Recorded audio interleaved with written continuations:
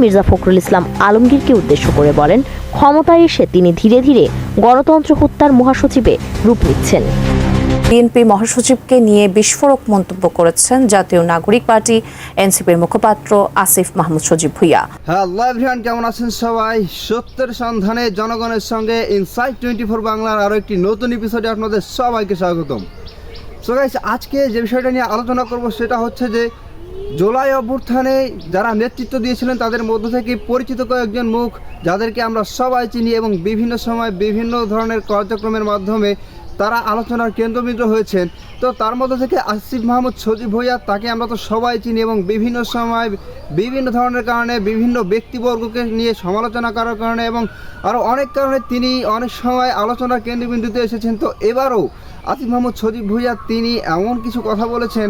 আমরা জানি বাংলাদেশ জাতীয়তাবাদী দল বিএনপির মহাসচিব মির্জা ফখরুল ইসলাম আলমগীর, তাকে নিয়ে রিসেন্টলি তিনি কিছু পোস্ট করেছেন এবং সেখানে তিনি কিছু কথা উল্লেখ করেছেন এবং তিনি সেখানে বলেছেন যে বিএনপির যে মির্জা ফখরুল ইসলাম আলমগীর আছেন মহাসচিব, তিনি আস্তে আস্তে গণতন্ত্র হত্যার মহাসচিব হয়ে উঠেছেন। তো এই কথাটা বলার পরে রাজনৈতিক অঙ্গনে চলছে বিভিন্ন ধরনের আলোচনা সমালোচনা এবং আসিফ মাহমুদ সজীব ভুঁইয়া তাকে নিয়ে বিভিন্ন ধরনের মানুষ বিভিন্ন ধরনের কথা বলছে। কেন তিনি এ ধরনের কথা বললেন এবং যে মির্জা ফখরুল ইসলাম আলমগীরকে এ ধরনের কথা বললেন, বিএনপির সমর্থক বিএনপির নেতাকর্মী যারা আছে তারা বিষয়টাকে কিভাবে দেখছে এবং এই বিষয়টা কত দূর গিয়ে গড়াবে, এই বিষয়টা নিয়ে বর্তমান চলছে সোশ্যাল মিডিয়ায় বিভিন্ন ধরনের আলোচনা সমালোচনা। আর এই বিষয়টা নিয়েই বর্তমান সোশ্যাল মিডিয়া উত্তাল। তো আমরা দেখেছি যে ইতিপূর্বে বাংলাদেশের যে রাজনৈতিক দলই ক্ষমতায় এসেছে, যারাই রাষ্ট্র পরিচালনা করেছে, তাদের কিনা সমালোচনা হয়েছে, তবে এ ধরনের কথা আমরা খুব কমই শুনেছি। তো এবার আসিফ মাহমুদ সজীব ভুঁইয়া তিনি বিএনপির যে মহাসচিব মির্জা ফখরুল ইসলাম আলমগীর, তাকে নিয়ে যে এই মন্তব্যটি করলেন, এই মন্তব্যটি তিনি কেন করলেন, কী জন্য করলেন? সো গাইস, কথা না বেরিয়ে চলে যাবো আমরা সরাসরি স্ক্রিনে এবং বিস্তারিত থাকছে সম্পূর্ণ ভিডিও জুড়ে। বিভিন্ন গুরুত্বপূর্ণ ইস্যুতে দেশের রাজনৈতিক অঙ্গনে সরকার ও বিরোধী দলের মধ্যে তুমুল বিতর্ক চলছে। একদিকে গণভোটের রায় বাস্তবায়ন নিয়ে টানাপোড়েন, অন্যদিকে জুলাই সনদ ও স্থানীয় সরকার নির্বাচন ঘিরে তৈরি হচ্ছে নতুন বিতর্ক। দুই পক্ষই পাল্টাপাল্টি বক্তব্য দিচ্ছেন।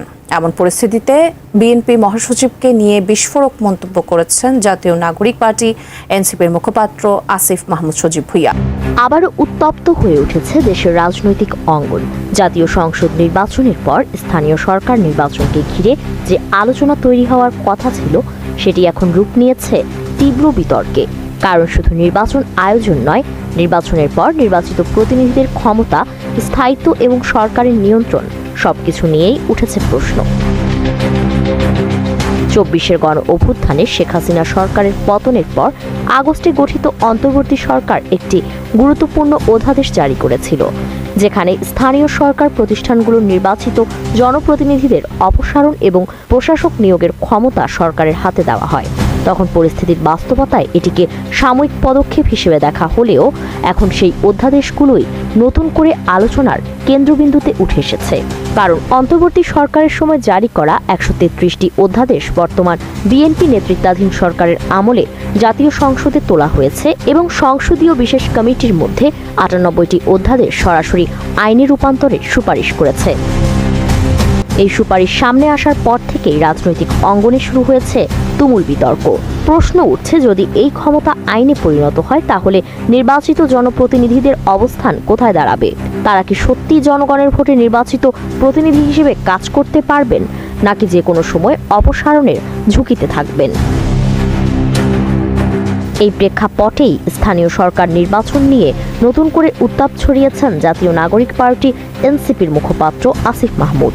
সামাজিক যোগাযোগ মাধ্যমে দেওয়া এক স্ট্যাটাসে তিনি সরাসরি অভিযোগ করেন, বিএনপি সরকার অন্তর্বর্তী সময়ের অস্থায়ী অধ্যাদেশকে স্থায়ী আইনে পরিণত করতে চাইছে, যার ফলে স্থানীয় সরকার পুরোপুরি সরকারের নিয়ন্ত্রণে চলে যেতে পারে।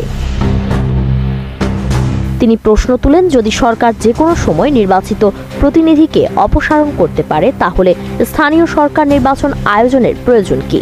একই সঙ্গে তিনি মির্জা ফখরুল ইসলাম আলমগীরকে উদ্দেশ্য করে বলেন, ক্ষমতায় এসে তিনি ধীরে ধীরে গণতন্ত্র হত্যার মহাসচিবে রূপ নিচ্ছেন।